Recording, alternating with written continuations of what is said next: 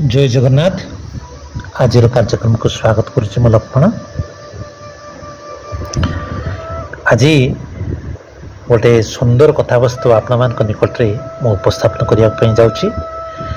आशा करुच्ची आपण मैंने या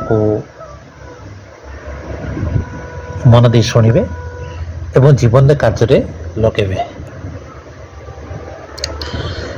आज आम देखा जे सुखायु विषय नहीं आम आलोचना करवा। आपण मैंने जानते प्रत्येक मनीष सुख चाहे कहीं ना ये हूँ तार मूल प्रकृति। आम जाने मूल प्रकृति आम जी देखा आत्मा मु हूँ आत्मा चैतन्यमय सत्ता सच्चित आनंद स्वरूप। तेणु मूल प्रकृति जेटा स्वाभाविक धर्म हूँ सच्चित आनंद। तेणु सच्चित आनंद ही कारण मु सब बड़े कौन हुए ना मो सुख को खोजे। ये हूँ गोटे नेचुरल प्रोसेस। प्रत्येक मनीष सुख को ही खोजती। सुख बाद अन्य किसी खोजती ना। से जहाँ भी करू ना कहीं जेठी रू ना कहीं जहाँ भी खाऊ कि देखू जे अवस्था जहाँ भी करूच ना कहीं पृथ्वी सुख को ही से खोजुची है। तेणु इस प्रश्न उठुची सुख आपे आपे आम जीवन रे संगठित हुए ना या पाई किसी करिया पाई पड़े। अनेक मन रे ये प्रश्न होते उठते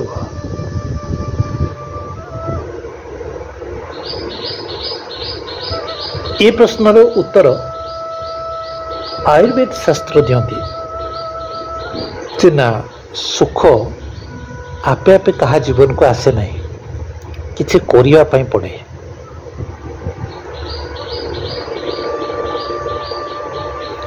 कौन करिबा मन को जहाँ से कौन ता करिबा कि ना तेबे कौन करिबा।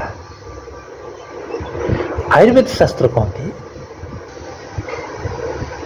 जे किछि हमको निर्दिष्ट विधि विधान निर्दिष्ट कथा को मानिया पाई पड़िबो। कहै ना हम दुई प्रकार उपदेश कह जाए विधि आ गोटे होची निषेध।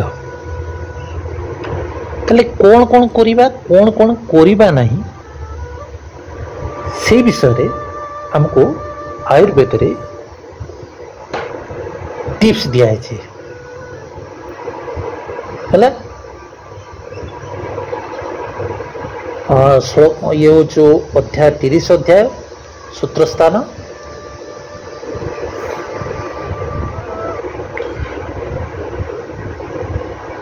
एथरे सुखायुर संज्ञाटा दिया कौन दिया देखा। एबे देखिबा सुखायु कौन। सुखायु कौन ना शारीर मानसाभ्यां रोगाभ्या मनोभिद्रुतस्य विशेषेण यौवनवतः समर्थानुगत बलवीर्य यशः पौरुष पराक्रमस्य ज्ञान विज्ञानेन्द्रियार्थं बल समुदाय वर्तमानस्य परमध्य रुचि विविधोप भोगस्य समृद्ध सर्वारंभस्य यथेष्ट विचारण सुखमायु रुच्यते असुखमत विपर्ययेण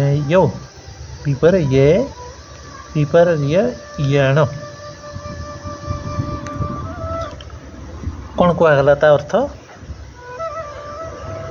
रे कहगला शारीरिक अथवा मानसिक रोग मुक्त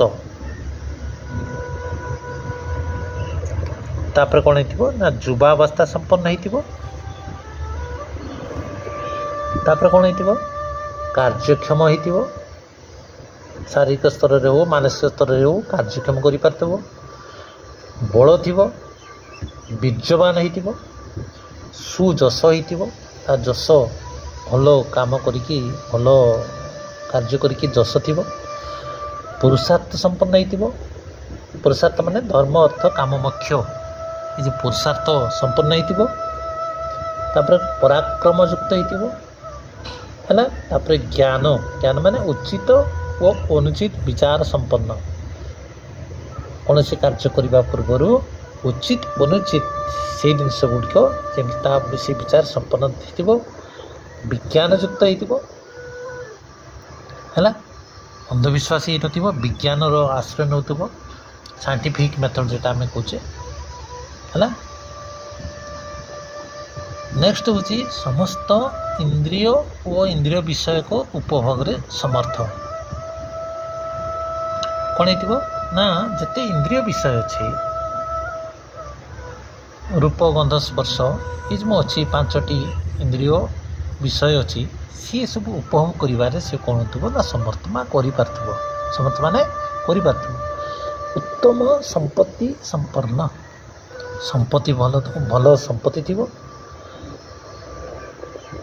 आम जदि आध्यात्मिक भाषा को देखा शॉर्ट संपत्ति आम जाने शॉर्ट संपत्ति है सेटा है उत्तम संपत्ति संपन्न हो तापर कौन हो ना विभिन्न प्रकार सुख भोगकारी